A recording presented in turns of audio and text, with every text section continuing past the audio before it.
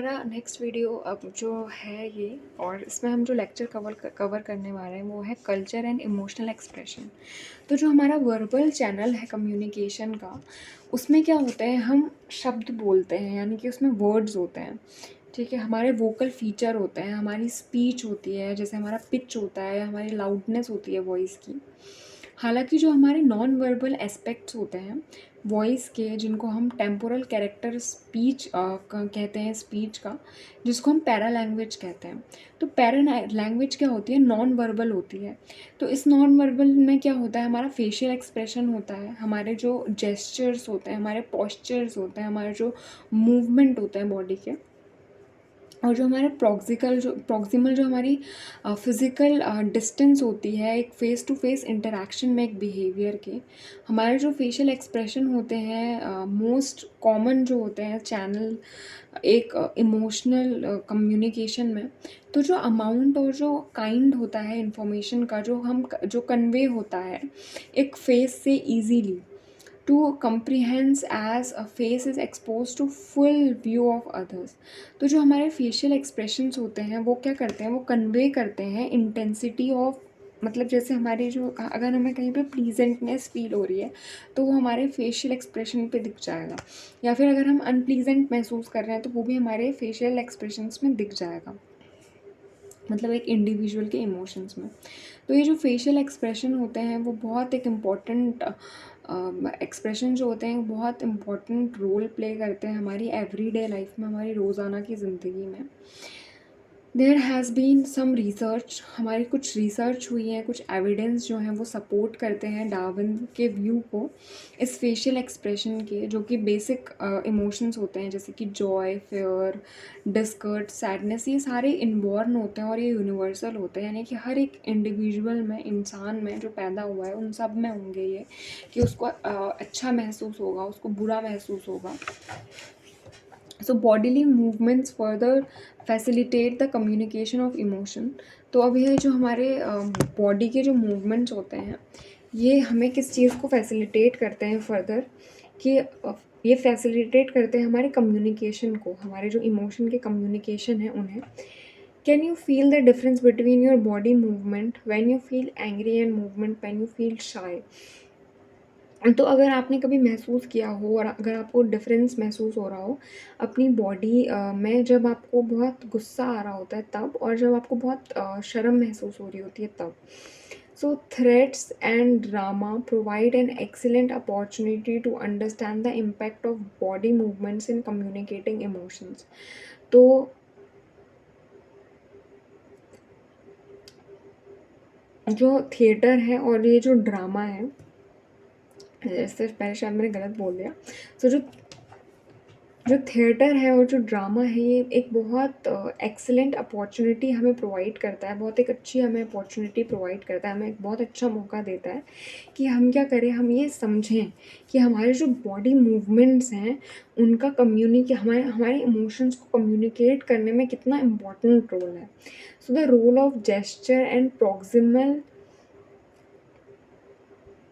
Behaviour are also significant. तो हमारे ये जो बिहेवियर, मतलब ये बहुत जो हमारे जेस्चर्स और पोस्चर्स हैं ये बहुत एक सिग्निफिकेंट इम्पोर्टेंस के हैं हमारे बिहेवियर्स में। You must have seen how in Indian classical dance like Bharatanatyam, Odissi, Kuchipudi, Kathak etcetera, ये जो होते हैं इनमें जो हमारे इमोशंस होते हैं वो किस तरीके से जो है वो एक्सप्रेस होते हैं। Help of movements of eyes, legs and fingers, जो हमारी आईज हैं उनके मूवमेंट्स, लेग्स के, फिंगर्स के बहुत अलग अलग तरीके से, बहुत बहुत अच्छे तरीके से होते हैं। The dancers are trained rigorously in the grammar of body language. तो जो डांसर्स होते हैं, अगर आप में से भी कोई है तो उन्हें पता होगा कि कितनी रिगरस ट्रेनिंग होती है, स्पेशली जो हमारी बॉडी मूवमेंट के ग्रामर होती है, यानी बॉडी मूवमेंट जो होते हैं उनके बारे में, और जो हमारे नॉन वर्बल कम्युनिकेशन होते हैं जो हम एक्सप्रेस करते हैं, जैसे जॉय, सॉरो, लव, एंगर, ये सारे जो अलग अलग फॉर्म हैं जो इमोशंस के, ये किस तरीके से हम एक्सप्रेस करते हैं। तो ये जो प्रोसेस होती है जो कि इन्वॉल्व करती है इमोशंस को, जो इन्फ्लुएंस होते हैं एक कल्चर से, जो हमारी current research has dealt more specifically with the issue of universality और कल्चरल स्पेसिफिसिटी ऑफ इमोशंस। तो हमारी जो करंट रिसर्च है, करंट जो हम स्टडी कर रहे हैं, वो इसी चीज़ के बीच में जूझ रही है कि जो हमारा ये जो एक इमोशन है, ये एक यूनिवर्सल इशू है या फिर एक कल्चरल स्पेसिफिक इशू है। तो बहुत सारी रिसर्च ने ये चीज़ बताई कि जो हमारा फेशियल एक्सप्रेशन है या जो हमारे फेस के जो एक्सप्रेशन, जो इमोशंस हैं, as the face is open to ease observation, जैसे कि हमारा जो फेस होता है वो तो सबको दिख रहा होता है, तो ये फेशियल एक्सप्रेशन को ऑब्जर्व करने का बहुत एक ईजीली बहुत एक ईजी मेथड होता है। So is relatively free from complexity. तो ये क्या होता है, रिलेटिवली बहुत ज़्यादा क्या होता है, फ्री होता है कॉम्प्लेक्सिटी से, कि कॉम्प्लेक्सनेस नहीं हो रही है। And provides a link between subjective experience. तो ये क्या होता है कि ये हमें एक लिंक प्रोवाइड करता है सब्जेक्टिव एक्सपीरियंस का भी। And overt expression of an emotion. और कोवर्ट क्या होता है अंदर का, और ओवर्ट क्या होता है बाहर के जो हमारे एक्सप्रेशंस हैं उनको। Still it must be emphasize that emotions are conveyed not only via face. तो हमें ये चीज़ में अभी भी बहुत ज़्यादा एम्फेसाइज करना है, जोर डालना है कि जो इमोशंस होते हैं ये सिर्फ हमारे फेस से ही नहीं एक्सप्रेस होते हैं। A felt emotion may be communicated through other non-verbal channels as well। एक कोई भी जैसे हमें शाइनेस हो रही है, तो वो सिर्फ हमारे फेशियल एक्सप्रेशन से ही नहीं एक्सप्रेस होगी, उसके लिए हमें और चीज़ें भी देखनी है, और जो हमारे नॉन वर्बल जेस्चर्स होते हैं, जैसे हमारे जो बिहेवियर होता है, जो हमारी पैरा लैंग्वेज होती है, जो हमारा प्रॉक्सिमल बिहेवियर है, ये सारी चीज़ें। So the emotional meaning conveyed via gesture, यानी जो हमारी बॉडी लैंग्वेज होती है, जो हमारा जो जेस्चर होता है बॉडी लैंग्वेज का, वो एक कल्चर से कल्चर में क्या होता है, आगे को ट्रांसफ़र होता है। इसमें एक एग्जांपल दिया हुआ है, जैसे चाइना में क्या है कि जो हैंड क्लैप है, यानी कि अगर हम हाथ से ताली बजा रहे हैं, तो इस चीज़ को एक एक्सप्रेशन दिखाया जाता है कि वो इंसान वरी है, यानी कि उसको कुछ चिंता हो रही है या फिर वो डिसअपॉइंटेड है। और अगर चाइना में हम बात करें तो anger is expressed with laughter, यानी कि अगर आप हंस रहे हो यानी कि आप गुस्सा हो। Silence has also been found to be conveyed different meanings for different culture. तो चुप रहना भी अलग अलग कल्चर्स में अलग अलग मीनिंग जो है वो है। हालांकि इंडिया में डीप इमोशंस जब हम बहुत डीपली, जब हमें डीप इमोशंस दिखाने होते हैं, तो हम कई बार क्या होता है, हम साइलेंट हो जाते हैं। So this may convey embarrassment during communication in western countries. तो लेकिन वेस्टर्न कंट्रीज़ में ये एक बहुत एम्बैरसमेंट की कंडीशन हो जाएगी अगर आप ऐसे बिल्कुल से चुप हो जाएं। तो कल्चरल डिफरेंस जो होता है हैज़ मतलब ये जो कल्चरल डिफरेंस होता है, ये भी बहुत ज़्यादा एक जो बिहेवियर है उसको गेज़ बिहेवियर में हमको कल्चरल डिफरेंस भी दिखता है। So it has been observe that Latin Americans and South Europeans direct their gaze to the eyes of the interactant. तो अब जो लैटिन अमेरिका और साउथ यूरोपियन जो कल्चर है, उसमें ये देखा गया है कि वो जो लोग हैं वो डायरेक्टली आइस में घूरते हैं, यानी कि बिल्कुल जो सेंटर ऑफ हमारी आई होती है वहाँ पे देखते हैं। हालांकि जो एशियंस होते हैं, जैसे एशियंस यानी हम जैसे इंडियंस हो गए, पाकिस्तानीज हो गए, इन लोगों का गेज़ कहाँ पे, यानी ये लोग कहाँ पे देखते हैं कि हमारा जो पेरिफेरी होता है, यानी कि हमारी आँखों के जो आजू बाजू का एरिया होता है, वहाँ पे इनका वहाँ पे गेजिंग ज़्यादा होती है कन्वर्सेशन के टाइम पे। So the physical space proximity also divulges different kind of emotions। तो यानी कि हमारा जो फिज़िकल स्पेस है एक दूसरे के बीच में, वो भी डिफरेंट काइंड ऑफ इमोशंस को दिखाता है। मतलब डिफरेंट इमोशनल एक्सचेंजेस को दिखाता है। जैसे कि अमेरिका में क्या है, do not prefer an interaction to, मतलब कि बहुत पास पास खड़ा होना वो वहाँ पे नहीं प्रेफर करते, वो बहुत एक डिस्टेंस प्रेफर करते हैं। हालांकि जो इंडियन ओरिएंटेशन है उसमें क्या है कि बहुत थोड़ा पास में रह के बात करना ज़्यादा एक कंफर्टेबल स्पेस माना जाता है इंटरेक्शन के लिए। In fact, the touching behavior as physical proximity is considered reflective of emotional warmth. यानी कि अगर आप किसी को टच करके फिजिकली टच करके आप बात कर रहे हो, मतलब इतना ऑकवर्डली नहीं, बस थोड़ा बहुत हल्का फुल्का, तो वो चीज़ ये रिफ्लेक्ट करती है कि आप बहुत ही इमोशनली वार्म्थ हो। इसमें एक एग्जांपल दिया है हमको। हमने ये चीज़ ऑब्ज़र्व की है कि जो अरब्स हैं उनमें ये एक्सपीरियंस जो है ये एलिनेशन का किसी भी इंटरेक्शन में, नॉर्थ अमेरिका में ये प्रेफर किया जाता है कि वो क्या करें, वो बहुत मतलब थोड़ा इंटरेक्ट करें आउटसाइड द ऑल्फैक्टरी, यानी कि बहुत पास की जोन से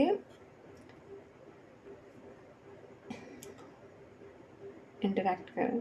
तो हमें एक एक्टिविटी दी हुई है, तो इस एक्टिविटी में क्या है, हमें एक इमोशनल एक्सप्रेशन जो है वो वेरी करता है, कि हमें किस इंटेंसिटी से वो इमोशन जो है वो फील हो रहा है और कितनी वैरायटी में वो है।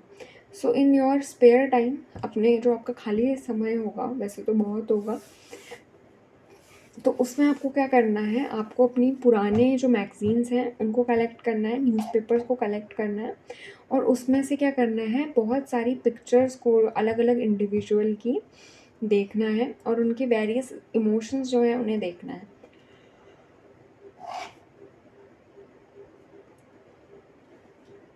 Make picture cards pasting each photograph on a piece of cardboard and number them.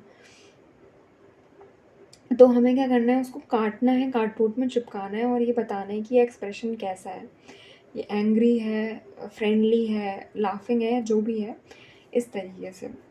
So involve a group of friends to your activity. अपनी एक्टिविटी में अपने ग्रुप ऑफ फ्रेंड्स को इन्वॉल्व करो, उनको डिस्प्ले करो इन कार्ड्स को और उनको बताओ कि ये इमोशन क्या है, या उनसे पूछो कि ये इमोशन क्या है, और ये देखो कि आपके जो अलग अलग फ्रेंड्स हैं वो किस तरीके से उस इमोशन को लेबल कर रहे हैं।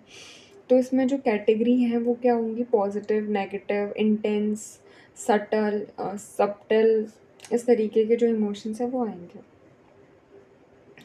तो आप देखोगे किस तरीके से जो अलग अलग लोग हैं वो सेम इमोशन को अलग अलग तरीके से क्या करते हैं, एक्सप्रेस करते हैं, शो करते हैं।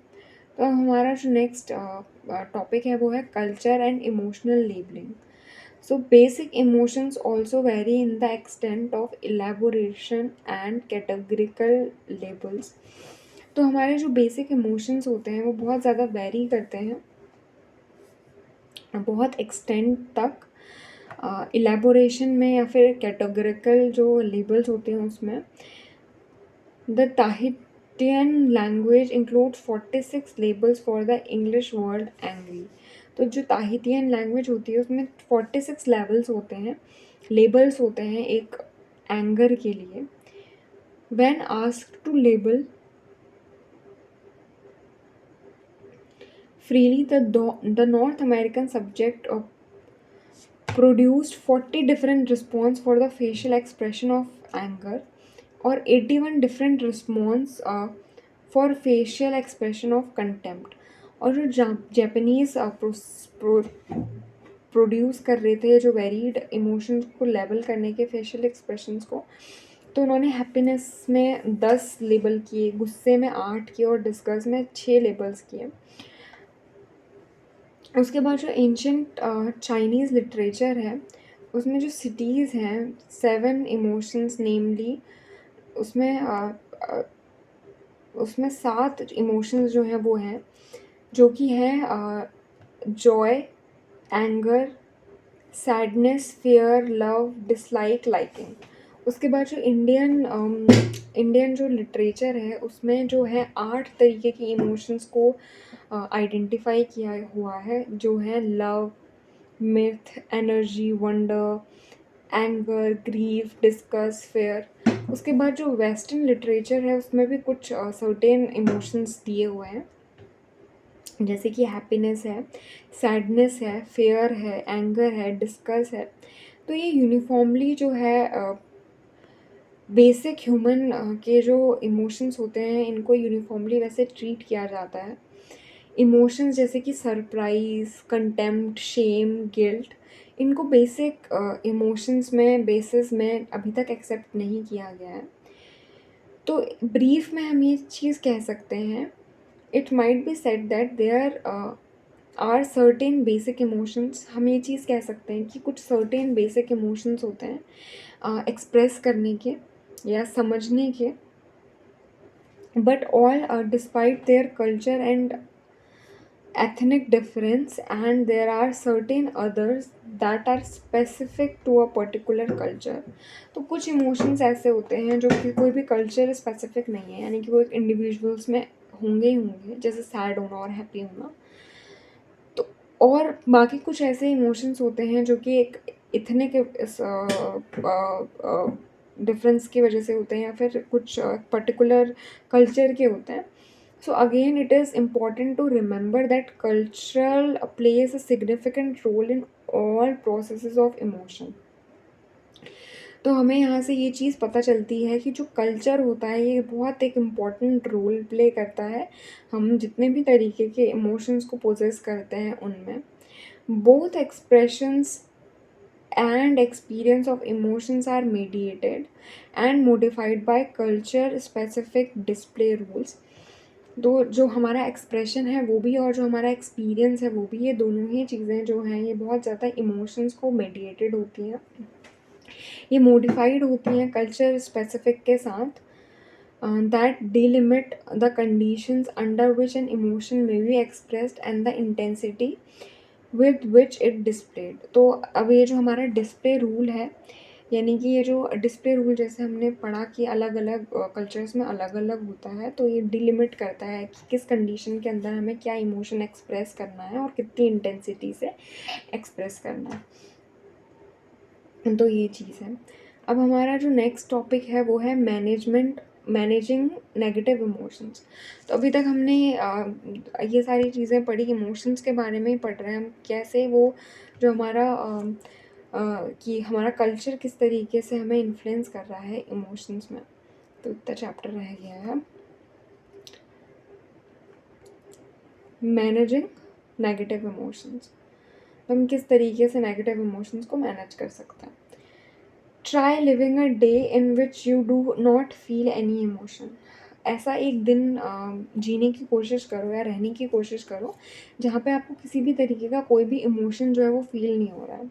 You will realise that it is difficult even to imagine a life without emotion.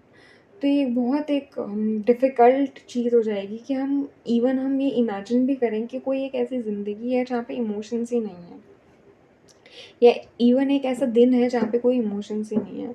So emotions are a part of our daily life and existence. तो इमोशन हमारी डेली लाइफ का पार्ट है, emotion है। They form the very fabric of our life and interpersonal relation. तो emotions की वजह से ही हमारे जो इंटरपर्सनल रिलेशंस हैं ये होते हैं। Emotion exist on a continuum. तो कंटिन्यूम में हमारे इमोशंस होते हैं, कंटिन्यूस वे में होते हैं। There are various intensities of an emotion that can be experience by us. तो बहुत सारी इंटेंसिटीज़ होती हैं इमोशन की जो हम एक्सपीरियंस करते हैं। You can experience extreme elation और स्लाइट हैप्पीनेस। हम बहुत एक्सट्रीम लेवल की हैप्पीनेस या फिर हम हल्की सी हैप्पीनेस जो है वो एक्सपीरियंस कर सकते हैं।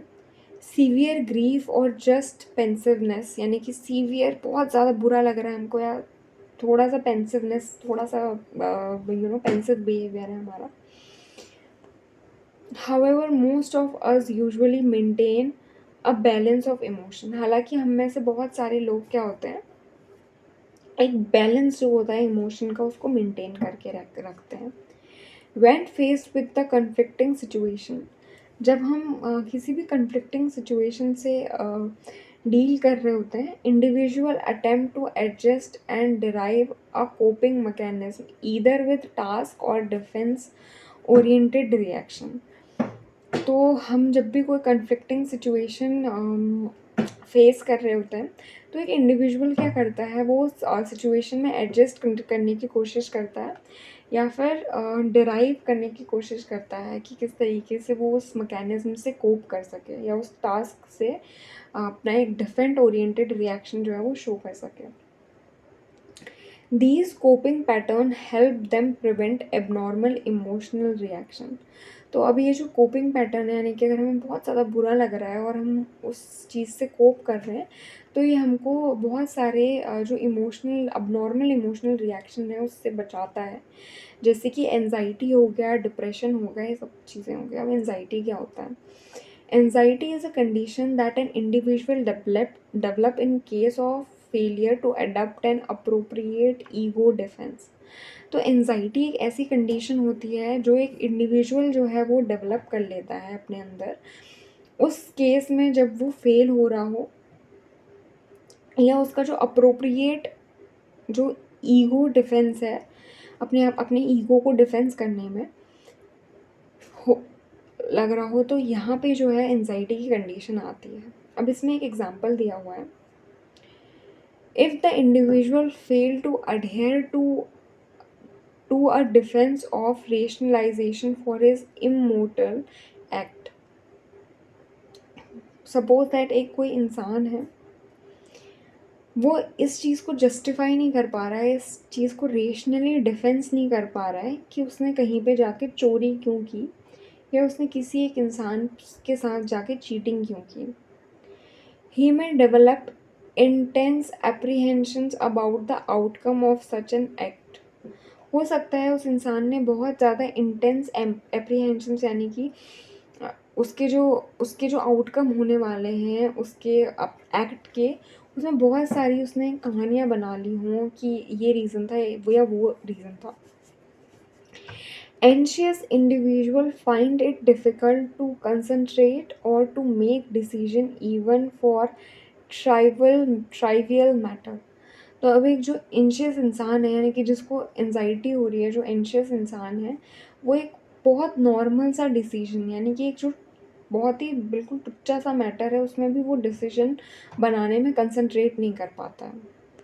The state of depression affect an individual ability to think rationally.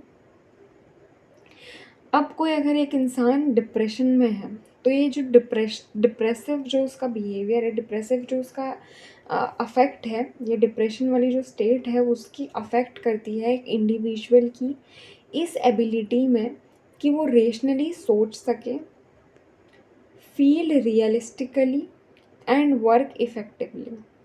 कि वो रियलिस्टिक फील करे और इफ़ेक्टिवली काम करे। The condition ओवरवेल्म्स the mood state of the individual. अब ये जो कंडीशन है ये क्या करती है, ओवरवेल्म कर, यानी कि बहुत ओवरवेलमिंग, यानी बहुत अच्छा महसूस कराती है।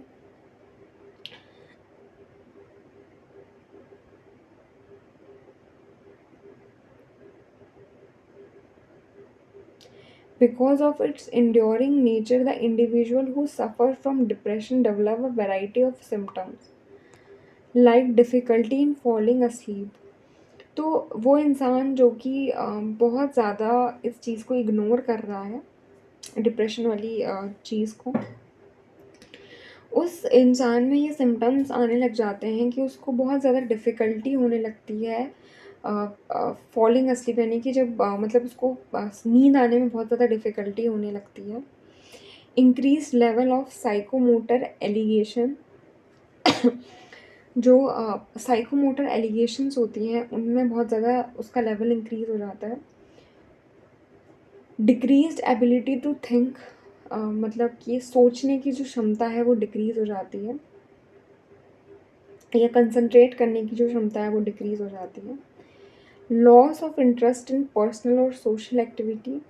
सोशल एक्टिविटीज़ में और जो पर्सनल एक्टिविटीज़ होती है उनमें उसका क्या हो जाता है, इंटरेस्ट जो है वो ख़त्म हो जाता है।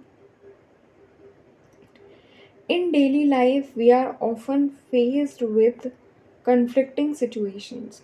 तो हमारी जो डेली लाइफ है, हमारी जो डे टू डे लाइफ है, उसमें जो हम क्या करते हैं, हम कन्फ्लिक्ट की सिचुएशंस को क्या करते हैं, फेस करते हैं। Under demanding and stressful conditions, बहुत ज़्यादा स्ट्रेसफुल जो कंडीशंस होती हैं उनमें बहुत ज़्यादा नेगेटिव इमोशंस आते हैं, जैसे कि डर लगना या फिर एंजाइटी होना, डिस्गस्ट की फीलिंग आना, डिस्गस्टिंग ऐसा महसूस हो रहा है, develop in an individual to a considerable extent. Such negative emotion, if allowed to prevail for a long time, are likely to affect adversely the person's psychological and physical health. तो अगर बहुत time से जो negative emotion है वो एक इंसान के अंदर रह रहे हैं, तो इसको एडवर्डली अफेक्ट करते हैं उसकी साइकोलॉजी को और उसकी फिजिकल हेल्थ को. This is the reason why most of the stress management program emphasizes emotional management as an integral part of stress management. तो यही एक रीज़न है कि मोस्ट ऑफ जो हमारा जो स्ट्रेस मैनेजमेंट प्रोग्राम है ये बहुत ज़्यादा एक एम्फेसाइज यानी कि एक इम्पॉर्टेंट रोल प्ले करता है हमारे इमोशन मैनेजमेंट में और साथ ही साथ हमारे स्ट्रेस मैनेजमेंट में. So the major focus of emotional management technique is the reduction of negative emotions, enhancing positive emotion. तो हमारा ये जो क्या है, ये जो टेक्निक है हमारी जिसमें हम क्या कर रहे हैं, मेजर फोकस कर रहे हैं इमोशनल मैनेजमेंट की टेक्निक में, जो क्या चीज़ रिड्यूस करती है हमारे नेगेटिव इमोशंस को, रिड्यूस करती है और हमारे पॉजिटिव इमोशंस को इन्हेंस करती है. Though most researchers focus their attention only on negative emotions, हालांकि बहुत सारे जो रिसर्चर्स होते हैं वो इस चीज़ पे फोकस करते हैं, इस चीज़ पे अटेंशन देते हैं कि सिर्फ और सिर्फ जो नेगेटिव इमोशंस हैं जैसे कि anger, anxiety, fair. Recently, the field of positive psychology has gained much prominence. हालांकि जो हमारी पॉजिटिव साइकोलॉजी है उसने बहुत ज़्यादा एक प्रोमिनेंस जो है, यानी कि उसमें बहुत ज़्यादा प्रमोशन जो है वो गेन कर लिया है. एज द नेम सजेस्ट, जैसे कि हमें उसके नाम से पता चल रहा है, जो पॉजिटिव साइकोलॉजी है वो इस चीज़ से कंसर्न है कि ये जो स्टडी है, जो स्टडी हम फीचर कर रहे हैं, जैसे कि किसी चीज़ को लाइक करना, होप करना, हैप्पीनेस किसी चीज़ में, या क्रिएटिविटी, करेज, ऑप्टिमिज्म यानी पॉजिटिव एटीट्यूड, चेयरफुलनेस, ये सारी चीज़ें.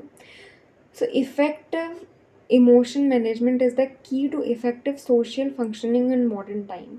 तो इफ़ेक्टिव इमोशन यानी हमारे इमोशंस का इफ़ेक्टिवली मैनेज होना एक की इफ़ेक्ट है हमारे सोशल फंक्शनिंग में आज मॉडर्न टाइम में. The following tips might prove useful to you for achieving the desire balance of emotion. तो अब हमारे जो हमें नीचे कुछ टिप्स दी हुई हैं जिनकी वजह से हम एक बैलेंस्ड इमोशन जो है वो अचीव कर सकते हैं. इन्हेंस सेल्फ अवेयरनेस, हमें अपनी सेल्फ अवेयरनेस बढ़ानी है, यानी कि हमें अपने खुद के इमोशंस के बारे में अवेयर रहना है कि हम किस तरीके से फ़ील कर रहे हैं और हम ऐसा फ़ील क्यों कर रहे हैं. ठीक है. अप्रेज द सिचुएशन ऑब्जेक्टिवली, हमें उस सिचुएशन को अप्रेज करना है objectively. It has been proposed that emotion is preceded by evaluation of the event, यानी हमें ये चीज़ पता चली है कि ये जो इमोशन है ये किसी भी एक इवेंट की वजह से हमारे क्या होते हैं, इवॉल्व मतलब जनरेट होते हैं. If the event is experienced as disturbing, अगर हमें कोई भी इवेंट जो है या इवेंट का जो एक्सपीरियंस है हमें वो डिस्टर्बिंग लग रहा है, your sympathetic nervous system is activated and you feel stress. तो यानी कि कोई भी एक्सपीरियंस अगर हमें डिस्टर्बिंग लग रहा है, यानी अगर हमारे साथ ऐसा कुछ हो गया है जिसकी वजह से हम डिस्टर्ब हो रहे हैं, तो हमारा जो सिंपैथेटिक नर्वस सिस्टम है वो एक्टिवेट हो जाता है और हमें स्ट्रेस्ड फील होता है. If you do not experience the event as disturbing, then there is no stress. तो अगर हमें ऐसा कुछ एक्सपीरियंस नहीं हुआ है, यानी कि हमें कुछ भी डिस्टर्बिंग एक्सपीरियंस नहीं हुआ है, तो हमें कोई भी तरीके का स्ट्रेस जो है वो नहीं होगा. Hence It is you who decide whether to feel sad, anxious or happy or relaxed. तो ये वो हम ही लोग हैं, यानी हम खुद अपने आप को ज़िम्मेदार मानेंगे इस चीज़ पे कि हमें खुश रहना है, रिलैक्स महसूस करना है, हमें सैड होना है और एंशियस महसूस करना है। So do some self monitoring, कुछ अपनी खुद की मॉनिटरिंग करो। इस चीज़ में क्या इन्वॉल्व होता है, हमारा जो कांस्टेंट जो हमारा पीरियोडिक इवैल्यूएशन होता है हमारे पास्ट का, जिसको हम जो हमारे पास्ट अकम्प्लिशमेंट होते हैं वो, हमारा जो इमोशनल या फिज़िकल स्टेट होता है वो, जो हमारा रियल और विकेरियस एक्सपीरियंस है, और जो हमारा पॉजिटिव अप्रेजल है जो कि इन्हेंस कर रहा है हमारे